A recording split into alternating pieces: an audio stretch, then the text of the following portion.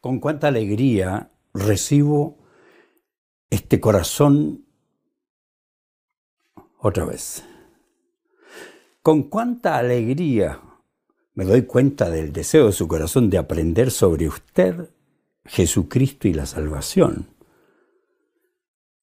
Ahora preguntémonos, ¿por qué vino Cristo?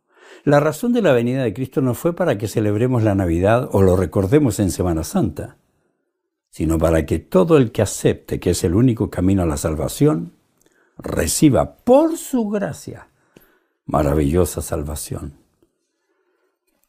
Esta es una buena pregunta. ¿Se ha preguntado usted por qué razón el Hijo de Dios vendría a este mundo? Tal vez nunca lo ha entendido. Si usted nunca ha entendido el amor divino, si nunca ha comprendido por qué Él, siendo Dios, decidió venir a este mundo, ¿cuál fue su más grande motivación? ¿Por qué? ¿Cuál fue su más grande misión? Es muy posible que no entienda que usted tiene una gran necesidad de salvación, todos. El nacimiento de Jesucristo no ocurrió como una sorpresa. El embarazo de María no fue una sorpresa para Dios, para ella sí, para José sí, para todos. Es que Dios, movido por su amor perfecto, determinó enviar a su Hijo al mundo para que Él ocupe el lugar de los pecadores que estábamos sentenciados a la muerte.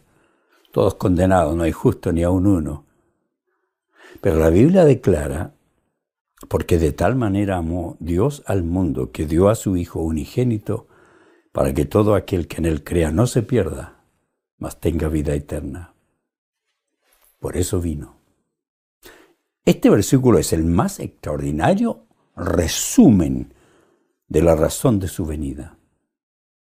Jesucristo decidió voluntariamente ofrecerse para venir a este mundo para ocupar nuestro lugar. Nosotros debíamos haber crucificado. No olvide que la paga del pecado es muerte.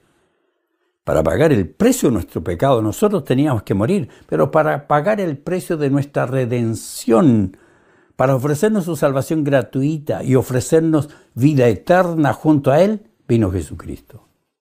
Necesitábamos un Salvador humano y divino, porque un Salvador humano no puede perdonar, ¿no es cierto? No puede perdonar pecados un hombre, pero puede comprender en carne propia nuestra realidad. Por eso Jesucristo nos comprende. Y un Salvador divino no puede pecar, por lo tanto, es el sustituto exacto para ocupar nuestro lugar y para perdonar todos nuestros pecados. Jesucristo vino al mundo de la misma forma que nosotros nacemos, aunque con una gran diferencia. Fue engendrado por el Espíritu Santo. El medio por el cual mostró la razón de su venida fue la cruz del Calvario. La razón de la venida, del nacimiento, la vida, la obra, la muerte, la resurrección de Cristo es su salvación, es mi salvación. Hablemos de su nacimiento, una mirada a lo que la mayoría no ve. Si un cristiano ve el nacimiento de Cristo como todos lo ven, ha perdido totalmente la perspectiva divina y la razón de su venida. El mundo no puede entender por qué Cristo vino a este mundo. Los perdidos no pueden entender la razón de su nacimiento. Pero el cristiano debe tener muy claro la razón de la venida, del advenimiento de nuestro Señor. La palabra Navidad debe asociarse con la venida de Jesucristo, su nacimiento, su amor por nosotros y la llegada de Dios al mundo para convertirse en uno de nosotros. Recuerda lo que dice Juan.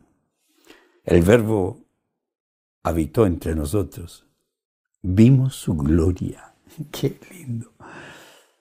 Vino para convertirse en uno de nosotros y en el único Salvador de la humanidad. Eso no lo ve el mundo. Ellos no ven a Cristo como el único Salvador, sino como un camino entre muchos, un gran hombre o un filósofo, porque ellos creen que todos los caminos conducen a Dios. Jesucristo dice, ¡no! Tristemente, mientras más pasan los años y más humanista se hace la sociedad, más se asocia la temporada de Navidad con una fiesta de fin de año. Es solo una fiesta familiar, un periodo de descanso, un tiempo de regalos, y los más profundos todavía la asocian con el nacimiento de un hombre que dijo cosas sabias. Se llamó Jesús. Así no podemos pensar los cristianos. Para nosotros, la temporada de Navidad es una de las más importantes del año. Está fundamentada en el nacimiento de nuestro Señor y Salvador Jesucristo. Ya sé lo que puede pensar usted. Jesucristo no nació en diciembre. Yo no le estoy diciendo quién nació. No me importa qué día nació, solo celebramos un día y punto. Aunque no sea exactamente el día que nació Jesús. Pero es una temporada que decidimos separar. Podría ser junio, podría ser agosto. Y decidimos separarla y celebramos la venida de Dios al mundo. Y son lindos los regalos. Es lindo el árbol de Navidad para quien nos gusta. Pero le guste o no le guste, esa no es la razón de la celebración. Celebramos que la segunda persona de la Trinidad vino a este mundo, que Dios se hizo carne, que caminó entre los seres humanos. Es sabio preguntarse, ¿cierto? Si usted no lo sabía. Entonces, ¿por qué Dios vino a este mundo? ¿Cómo es posible que Dios estuvo dispuesto a dejar la gloria, los tesoros de los cielos, separarse de su Padre eterno, dejar la comunión que existía allí y estar dispuesto a meterse en un cuerpo humano, Dios en un cuerpo humano, nacer en un pequeño pesebre, vivir en una tierra junto a personas que más tarde lo clavarían en una cruz, con los mismos árboles que Él creó, la misma madera, espinas de rosas que Él creó? ¿Por qué a Dios se le ocurrió venir a este mundo pecador que lo despreciaría? Bueno, el trasfondo histórico puede sorprenderle porque el don de Dios para nosotros llegó de forma inusual. Todo fue inusual. Este pequeño niño que fue el hijo de José y María se desarrollaría como un niño normal entre sus contemporáneos, pero finalmente moriría como un oscuro profeta. Fue un final triste, muy triste. Recuerden que hasta los discípulos estaban dejando su ministerio y volviendo a las redes. Para muchos, todo lucía como que había sido una vida insignificante. Pero así fue el plan de Dios. Y luego todos los acontecimientos probarían que el plan magistral y el final extraordinario que Dios había preparado y que la razón de su venida se cumpliría sin sombra de duda. La llegada del libertador. Pensemos en eso. Cristo no llegó como un poderoso rey para liberar a su pueblo del dominio de los romanos. Llegó a este mundo para ser el libertador de todos los que se encontraban en la esclavitud del pecado. Usted y yo. Argentinos, ecuatorianos, colombianos, chilenos, judíos, gentiles. Tendríamos la posibilidad de obtener la salvación. No llegaba el Salvador de los judíos, sino el Salvador del mundo. No llegaba el libertador de la esclavitud de su pueblo, sino el libertador de la esclavitud de la humanidad dominada por el pecado de toda tribu, raza y lengua. Nadie podría imaginarse que allí, en la pequeña ciudad de Belén de Judea, pequeña, y en una ocupada fecha, cuando no existía lugar para que sus padres tengan posada, allí comenzaría en este mundo la historia de la salvación y comenzaba a notarse la razón de su venida. No, nadie se imaginaba que la salvación del mundo comenzaría allí, en un pesebre, en medio de animales. Que el Salvador vendría de la raza judía para salvar a todos los que en él crean, sean judíos o gentiles. Nadie podía imaginarse que Él sería el que nos libertaría del tirano Satanás, de su reino de tinieblas y maldad, y que nos traspasaría al reino de su amado Hijo Jesucristo para darnos vida, vida en abundancia y vida eterna. Maravilloso Jesús. Pensemos en la celebración de su liberación. La comida tradicional de la época No era lo que nosotros comemos en Navidad. Nosotros comemos rico en Navidad. Mi esposa es una excelente cocinera.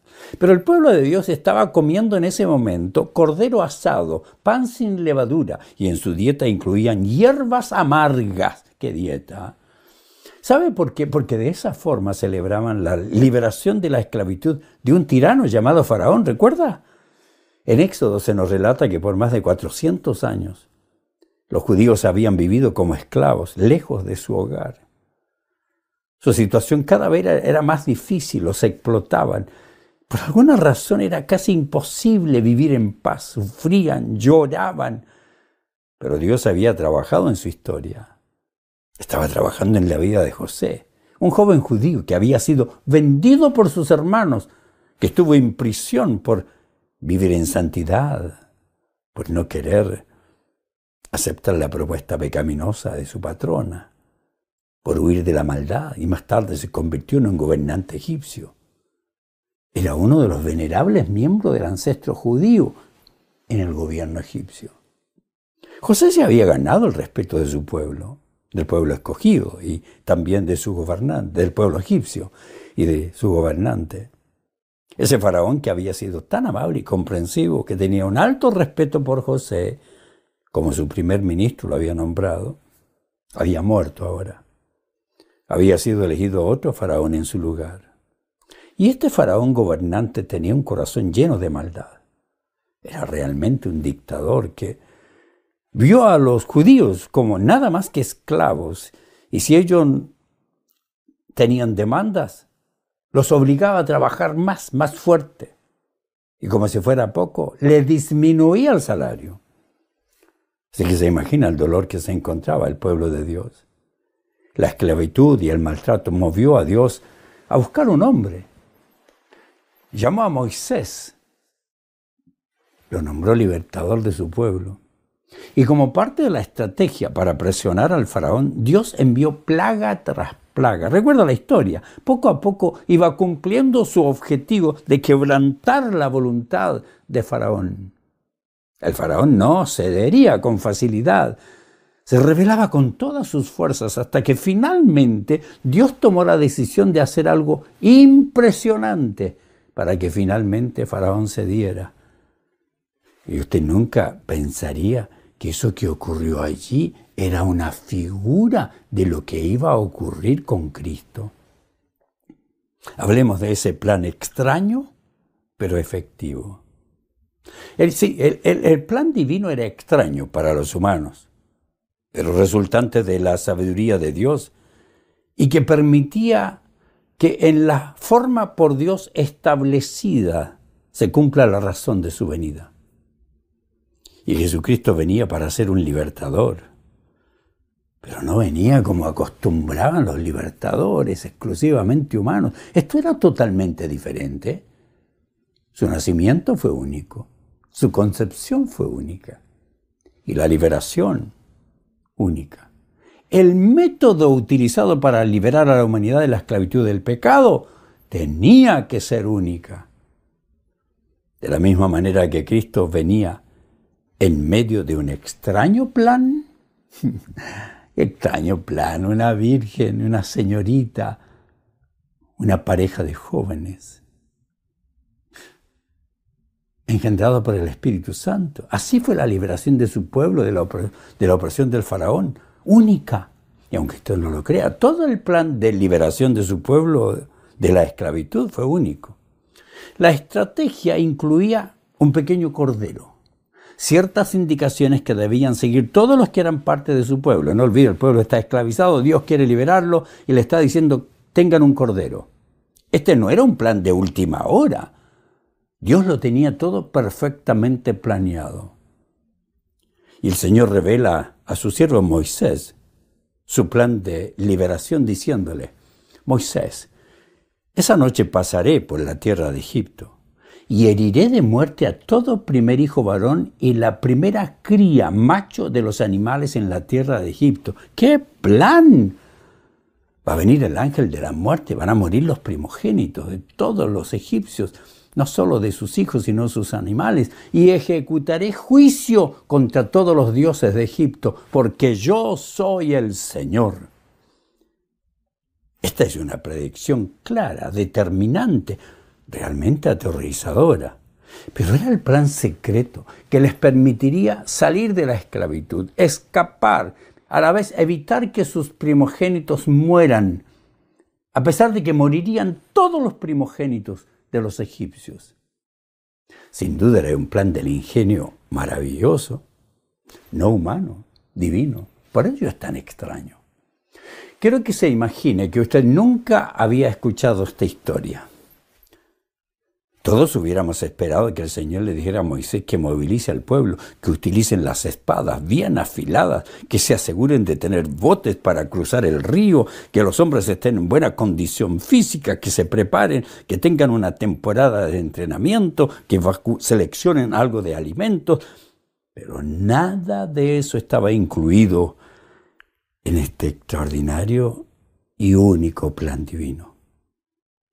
Todo el plan tenía que ver con un pequeño cordero, y ese cordero tenía que ser sacrificado. ¿Qué tiene que ver la esclavitud con un cordero, la muerte de un cordero? Un cordero debía morir para que después de seguir las instrucciones divinas, todo el pueblo de Dios pueda salir de Egipto sin que mueran sus hijos primogénitos. Dios ordena: anuncien a toda la comunidad de Israel que el 10º día de este mes, cada familia deberá seleccionar un cordero o un cabrito para hacer un sacrificio, un animal por cada casa. Este no era un cordero común. La orden de Dios, única. Busquen un cordero especial, uno que no tuviera mancha ni contaminación, que esté en las mejores condiciones físicas, sin defecto. Extraño plan. Ni siquiera podía tener cicatrices ni marcas, ningún defecto se permitía. El cordero, su primera labor era encontrar un cordero sin contaminación. Y luego cada familia, en el momento en que se les indicaba, debía sacrificar el cordero sin mancha y sin contaminación. Antes de cocinarlo y comerlo, tenían que hacer algo especial con la sangre. Sí, con las instrucciones divinas. Note lo que les dice, otra vez. ¡Qué plan más extraño! Les dice: después tomarán parte de la sangre y la untarán en ambos lados y en la parte superior del marco de la puerta de la casa donde comen el animal. Los dinteles de la puerta, así, todo con sangre. La sangre del cordero que ponían en los postes, en el dintel, era señal, ¡oh, qué plan!, para que el ángel de la muerte no entre a esa casa y destruya al primogénito. Como los egipcios no tenían esa sangre del cordero, el ángel de la muerte destruía. La sangre del cordero, sin mancha ni contaminación, les entregaba la salvación. ¿Me está entendiendo? ¡Qué extraordinaria fórmula! ¡Qué extraordinaria profecía de cómo Dios también salvaría al mundo de la esclavitud del pecado! Venía a este mundo Cristo, el Cordero. Como Cordero fue llevado al matadero, sin mancha, sin contaminación. Él vino para que al ser sacrificado, utilicemos la sangre de Cristo para ser limpios de nuestro pecado. La sangre de Cristo nos limpia de nuestros pecados presentes, pasados y futuros. Dios ama a su pueblo, desea su libertad, y así como envió a Moisés para que se convierta en el libertador de su pueblo de la esclavitud egipcia, así envió a su Hijo Jesucristo para que venga, para que se convierta en el libertador del mundo de la esclavitud del pecado. ¡Qué maravilla, queridos! ¿No es emocionante esto? Así como en el libro de Éxodo, en el Antiguo Testamento, se nos muestra a un pueblo desesperado, esclavizado, sin esperanza de liberación, así en los Evangelios se nos muestra un pueblo que estaba en tinieblas, no solo oprimido por los romanos, oprimido por el pecado, con una inmensa necesidad de un libertador.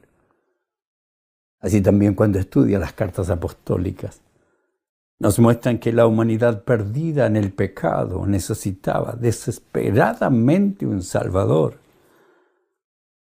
Recuerda la pregunta, ¿por qué Cristo venía a este mundo? ¿Por qué vendría? Juan nos dice, Dios no envió a su Hijo al mundo para condenar al mundo, sino para salvarlo por medio de él. La realidad es que Dios amó tanto al mundo que dio a su único Hijo, para que si usted cree, para que todo aquel que en él crea no se pierda, sino que tenga vida eterna. Esto no tiene nada que ver con religión.